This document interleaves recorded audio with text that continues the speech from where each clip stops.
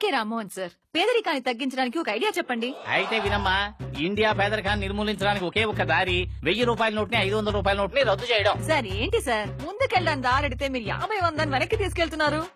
సరే, 500 1000 నోట్లు రద్దు చేస్తే మటుకు పేదరికం తగ్గిపోతుందా? అమ్మా, ఇండియాలో పేదరికానికి కారణం లంచం తీసుకోవడం, బ్లాక్ మనీ, ఇంకోటి అధిక సంపాదన దారి మళ్లించడం. ఇలా సంపాదించేదంతా దాచేది 1500 రూపాయల నోట్లలోనేనమ్మా. అసలు ఇండియాలో 20% మంది మాత్రమే 1500 నోట్లు యూజ్ చేస్తున్నారు. మిగిలిపోయిన 80% మంది ప్రజలు 1 2 1000 రూపాయల నోట్లు సంపాదించి అది పట్టుకుని చిల్లర కోసం తిరుగుతున్నారు. అర్థమైందా? వావ్, సూపర్ మ్యాటర్ చెప్తున్నారు. కొంచెం శ్రోతలకు అర్థమయ్యేటట్టు చెప్పండి. ఆహా, అంటే నీకు అర్థమైపోయిందా? సార్ చాలా ఎక్కువ మాట్లాడుతున్నాడు. జాగ్రత్తగా వినమ్మా, 1000 రూపాయల నోట్లయితే 100 కోట్ల రూపాయలైనా 2 పెద్ద సూట్ కేసుల్లో సర్దేయచ్చు. అదే 100 50 నోట్లయితే పెద్ద ఇల్లే కావాలి. సేఫ్టీ ఉండదు, దొంగల భయం, పోలీసు భయం, ఇన్కమ్ ట్యాక్స్ భయం, బంగారం పైన ఇన్వెస్ట్మెంట్ చేయలేం.